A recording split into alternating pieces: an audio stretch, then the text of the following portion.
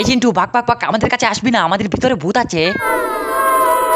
হ্যাঁ হ্যাঁ হ্যাঁ, কেমন লাগলো ভূতের কাটা? থাম, একটু পরে তুইও ভূত হয়ে যাবি।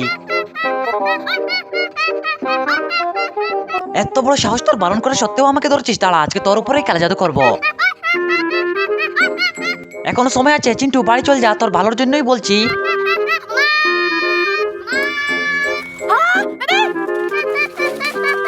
আয়, এই শালা চিন্টু তোর মাকে ডেকে নিল রে।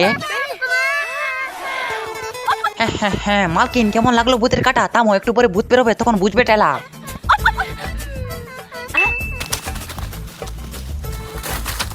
একে শুনছি মালকিন চিন্টুকে নাকি ভূত ধরেছে। মালকিন তোমার ব্যাপার সেবার বুঝলাম না তো, ওইদিকে চিন্টুর ভূত ধরেছে আর তুমি এখানে আমাদেরকে পড়ে রাজুর বাগানে আম চুরি করতে যাবে নাকি? বাহ মালকিন বাহ। ওরে বাপরে, মালকিন তো ভূত ছুটানোর গ্লাভস পরে চলে আসলো রে।